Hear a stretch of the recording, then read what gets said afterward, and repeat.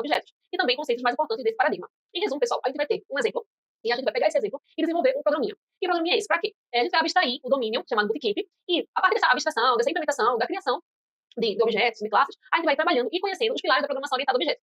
Um destaque muito importante é que você aprendendo esses conceitos aqui na linguagem Java, você pode aplicar esses conceitos facilmente em outras linguagens que também aceitam esse paradigma de programação orientada a objetos. Lembrando que vai ter algumas diferenças, claro, porque cada linguagem tem sua sintaxe e tem suas particularidades, mas aprendendo aqui esses conceitos vai ser muito fácil mesmo você poder implementar em outras linguagens que também aceitam esse paradigma. Ok? Primeiro você tem que conhecer a linguagem Java, né? Porque o exemplo vai ser em cima da linguagem Java. Ter o Java JDK 11 instalado na máquina, ter uma ideia para desenvolvimento Java, aqui eu vou utilizar IntelliJ, ter o Git instalado e ter uma conta no GitHub. Caso você não tenha ou tenha alguma dificuldade dos conceitos acerca de Java, IDE e Git, tem uma sugestão de curso ministrado por mim, que é o curso Dominando IDE Java, que eu explico um a um, tá? Desses pré-requisitos.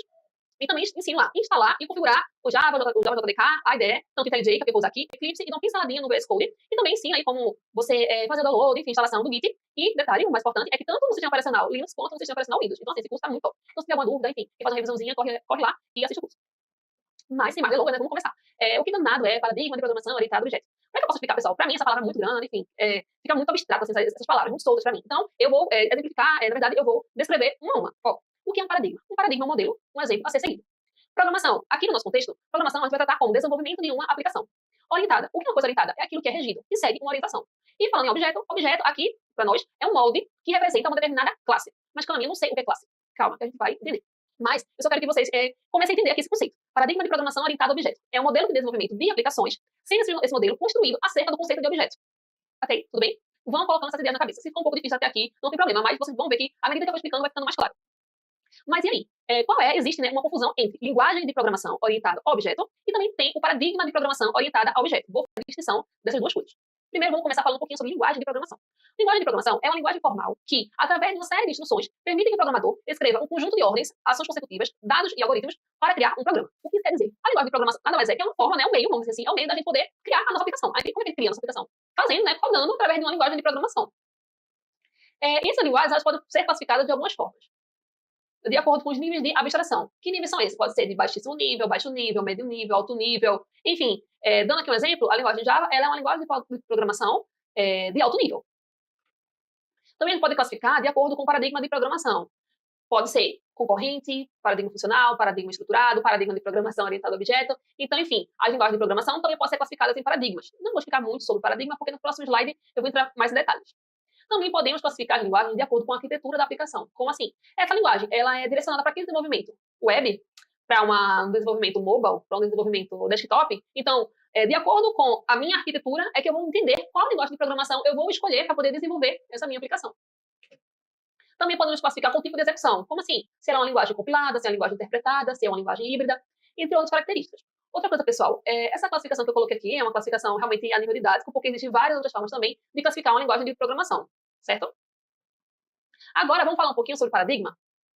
Paradigma de linguagem de programação é um conjunto de características que podem ser utilizadas para categorizar determinado grupo de linguagens. Um paradigma pode oferecer técnicas apropriadas para uma aplicação específica. Bora lá, entender o que é isso? Bom, eu tenho várias linguagens de programação. Então, eu agrupo essas linguagens, tá? De acordo com as características mais marcantes dessa linguagem e coloco dentro de paradigmas. Por exemplo, existem dois grandes paradigmas, que é o paradigma imperativo e o paradigma declarativo. Só que, dentro desses paradigmas, existem subparadigmas. Por exemplo, o paradigma imperativo. Eu tenho o paradigma estruturado, o paradigma concorrente e o paradigma orientado a objeto. Tem outros? Tem, pessoal. Outra coisa, aqui, essa minha explicação realmente é a nível didático. Não está 100% completa, até porque é muito grande esse assunto, é muito extenso.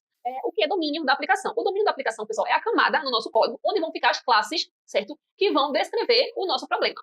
Vai ficar aqui um pouco abstrato, porque ainda vou mostrar com exemplos o que são classes, o que são objetos, mas assim, o que eu quero que vocês entendam é que o domínio da aplicação é quando a gente quer falar sobre o problema. Tá aqui o problema, certo? E dentro desse domínio, dentro desse meu problema, eu vou destrinchar as classes que vão compor para poder pegar esse meu problema e trazer para o mundo virtual. Ficou abstrato, eu sei que ficou. Mas eu vou explicar isso aí no decorrer do desafio. Eu prometo que vocês vão, eu não vou dizer assim, entender totalmente, mas vai ficar bem mais claro. Tenha calma. Aqui, pessoal, nosso exemplo que a gente vai trabalhar é com o exemplo Bootcamp, tá? A gente vai pegar um Bootcamp e vamos descrever quais são as características principais que tem no Bootcamp. Alguém discorda? Alguém aqui tem alguma dúvida? Que todo Bootcamp, ele tem que ter um nome, ele tem que ter uma descrição, ele tem que ter a data inicial e a data final. Fica claro aqui, todo mundo concorda que um Bootcamp tem que ter essas características? Acredito que sim. Além disso, um Bootcamp existir tem que ter o quê? Tem que ter os devs, certo? Que são vocês que participam, eu também, né, inclusive, que participa desse Bootcamp. Dentro do Bootcamp também tem que ter os nossos cursos, os cursos que os devs vão estudar. E também dentro do Bootcamp tem as mentorias, tá? Que são aulas, né, que a plataforma oferece para que você tenha aí mais contato com a empresa, enfim, com algum assunto em específico. Note, pessoal, uma coisa bem importante. As características, né, que aqui a gente vai chamar de atributos. Nome, descrição, data inicial e data final. O tipo, pega essa palavrinha, o tipo desses atributos são classes que já existem. Por exemplo, o nome, eu vou dizer que é do tipo string. Uma descrição é do tipo string. E data inicial e data final vão ser do tipo local date, tá? Que são classes que já existem no Java, quando a gente instala o JDK, certo? Essas classes, elas já vêm junto. Aí não precisa criar, já vem. Presta atenção. Já cursos, mentorias e devs são atributos que precisam de ser criados. O tipo desses atributos precisam ser criados. Por quê? Porque um dev não é apenas um string, não é apenas o nome do dev. Um dev, ele tem um nome, tá? Ele tem as mentorias que ele participou. Ele tem as atividades, que no caso aqui, são os cursos que ele participou, tá? Um dev, ele pode fazer o quê? Qual ação que o dev pode fazer, né? O dev, ele pode se inscrever no Bootcamp, ele pode progredir, né, dentro desse Bootcamp, ele pode, assim, calcular, querer saber o total do XP que ele ganhou, que ele pode querer exibir todos os cursos que eles estão inscritos. Então, assim, no Bootcamp, eu tenho um atributo dev, só que esse atributo dev é uma classe, tá? Além de ser um atributo, ela também é uma classe que tem também seus atributos e seus métodos. Isso vai se replicar também em mentorias, que tem seus atributos, e os cursos que também têm seus atributos e seus métodos, né? Que são aqui em vermelho.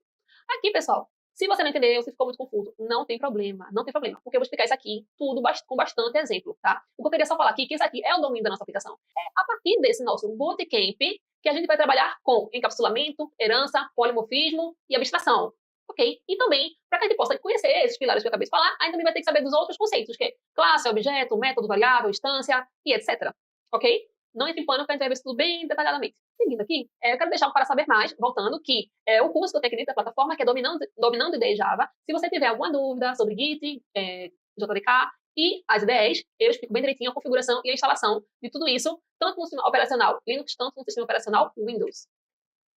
E aqui, eu deixo as minhas redes sociais, o GitHub, tá? Que é o repositório onde vai ficar o código-fonte desse nosso desafio. Aqui também o LinkedIn, se quiser me seguir lá, enfim, fica à vontade. Aqui tem um Instagram, que eu utilizo bastante, que eu coloco a minha rotina de estudo todos os dias aqui nesse Instagram.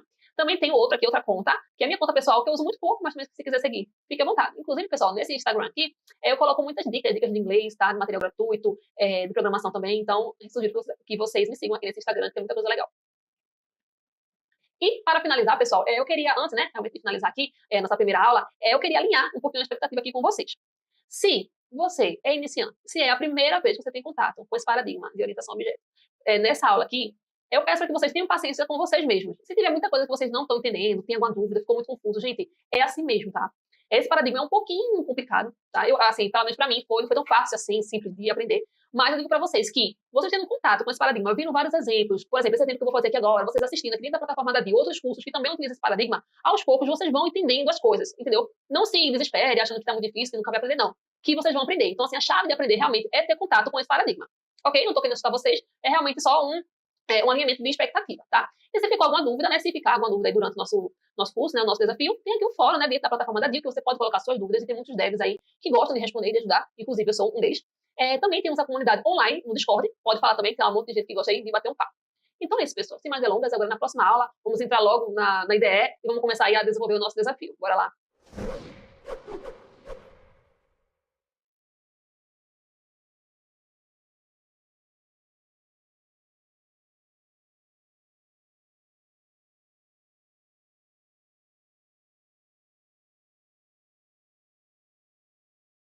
Oi, sejam bem-vindos ao IntelliJ, né, a nossa ideia de desenvolvimento Java que a gente vai utilizar para que a gente possa aí desenvolver aquele domínio de aplicação. Que domínio é esse? Lembra que na aula passada a gente viu que a gente vai construir, né, um bootcamp, a gente vai abstrair aqui a ideia de bootcamp, criando as suas classes e vamos relacionar essas classes com os métodos, objetos, né, enfim, vamos na íntegra estudar os pilares da programação orientada a objetos. Mas, sem mais delongas, vamos começar.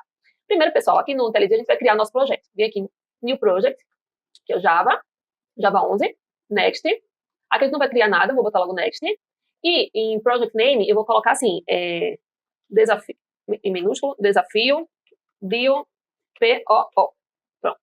Aqui eu tenho que escolher minha pasta de destino. Aí eu venho aqui, eu vou botar na minha pasta Git, vou abrir aqui, ó, não tem pasta nenhuma, e vou criar uma nova pasta, que vai ser desafio, POO, Java. Essa parte, não, POO, bio. Essa parte aqui, pessoal, de criação de pastas, de onde você vai salvar, né, o seu código-fonte, fica a critério, tá? Eu gosto de fazer o seguinte, tudo que eu vou versionar, eu coloco na pasta Git e crio um subdiretório para poder salvar aqui meu código. boto OK, ó, vai ficar salva em Home, Cami, Git, nessa pasta aqui, ó, desafio PO Deal. Massa? Vem aqui em Finish.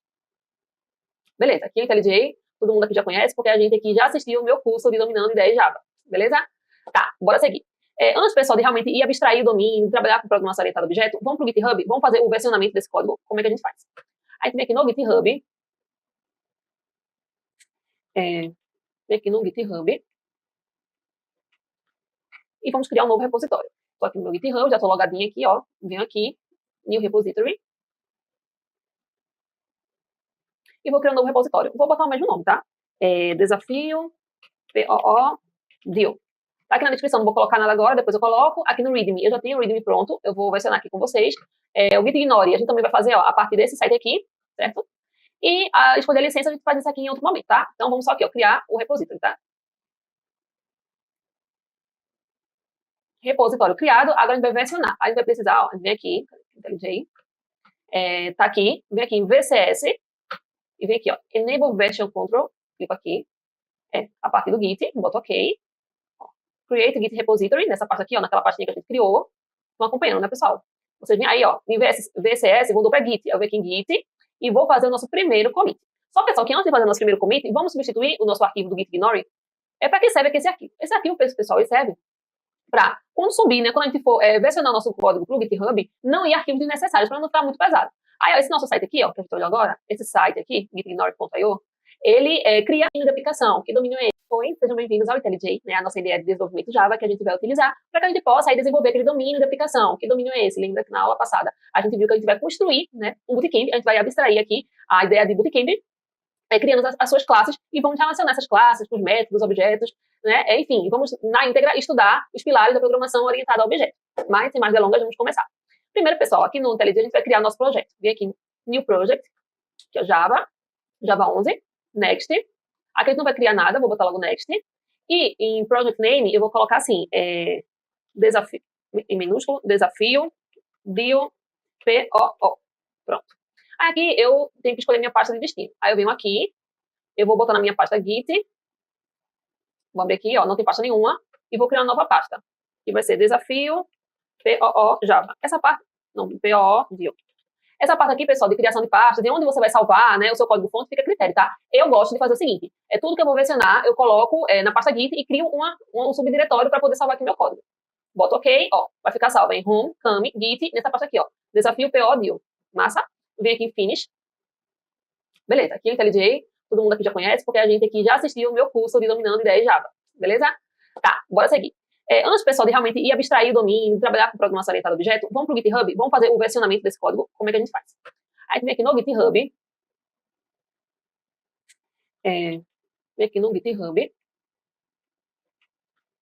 e vamos criar um novo repositório. Estou aqui no meu GitHub, já estou logadinha aqui, ó, venho aqui, New Repository, e vou criar um novo repositório. Vou botar o mesmo nome, tá? Desafio, POO, Deal. Tá aqui na descrição, não vou colocar nada agora, depois eu coloco. Aqui no README, eu já tenho o README pronto, eu vou versionar aqui com vocês. O Git Ignore, a gente também vai fazer, ó, a partir desse site aqui, certo? E a escolher a licença, a gente faz isso aqui em outro momento, tá? Então vamos só aqui, ó, criar o repositório, tá? Repositório criado, agora a gente vai versionar. A gente vai precisar, ó, vem aqui, IntelliJ, tá aqui, vem aqui em VCS, e vem aqui, ó, Enable Version Control, clico aqui, a partir do Git, boto OK, ó, Create Git Repository, nessa parte aqui, ó, naquela pastinha que a gente criou, estão acompanhando, né, pessoal? Vocês vêm aí, ó, em VCS, mudou para Git, eu venho aqui em Git, e vou fazer o nosso primeiro commit. Só, pessoal, que antes de fazer o nosso primeiro commit, vamos substituir o nosso arquivo do Git Ignore. Para que serve aqui esse arquivo? Esse arquivo, pessoal, ele serve para, quando subir, né, quando a gente for versionar o nosso código para o GitHub, não ir arquivos desnecessários, para não ficar muito pesado. Aí, ó, esse nosso site aqui, ó, que a gente olhou agora, esse site aqui, gitignore.io, ele cria um Git Ignore pra gente. Como é que a gente faz? Vamos colocar aqui as tags Java, IntelliJ, que é a ideia que a gente está utilizando agora. Vou colocar Eclipse, porque possa ser que você esteja aí trabalhando no Eclipse. E vou colocar também VS Code. Cadê? Visual Studio Code. Aqui. E vou create. Né? Vou gerar, né? Vou criar o Git Ignore. Aqui, ó, vou com o botão direito, ó, Ctrl A, vai copiar tudo. O botão direito, copy. Aí eu venho aqui, vou deixar isso aqui, ó, vou botar só aqui, ó. Ctrl V, tá vendo? Colei, ó. Aqui é porque eu tenho um plugin chamado Key Prompter, que ele diz os atalhos que eu não estou utilizando, tá? Mas por enquanto eu vou fechar aqui. Beleza. Git ignore tá aqui, tá tudo certinho. Agora eu vou versionar. Aí a gente vem aqui, nós já conhecemos os atalhos, porque a gente assistiu, né, o curso do Trabalhando com Ideia Java, né? Na verdade, o curso Dominando Ideia Java, a gente já conhece, né? Então, bora lá. É Ctrl K. Beleza? Você vai clicar aqui nessa primeira opção e vai escrever aqui no commit. First commit. Ok? Vem aqui, commit and push. Vai me perguntar aqui qual é o link, né, que eu quero versionar, para onde eu quero versionar. Aí vem aqui, ó, define remote, aqui, ó. Aí eu venho aqui, vou pegar esse link, copiar aqui, estão acompanhando, né, acompanhe. Eu não vou dar passo a passo desse aqui, porque eu já expliquei em outro curso, tá? Aqui, ó, Ctrl, ó, o botão direito aqui não pega, ó, não pega. Aqui é Ctrl V, tá? Ctrl V, ok. Ó, no caso, a única coisa que vai subir vai ser o Git ignore, né, foi a única coisa que a gente mexeu. E, lógico, os arquivos que foram criados. Mas, a gente vem aqui em push. Ó, aqui tá subindo, tá vendo? Pushing, tá subindo. Vamos ver se foi. Bom, por enquanto tá aqui indo. Vamos ver aqui. Vamos atualizar. Ainda não foi.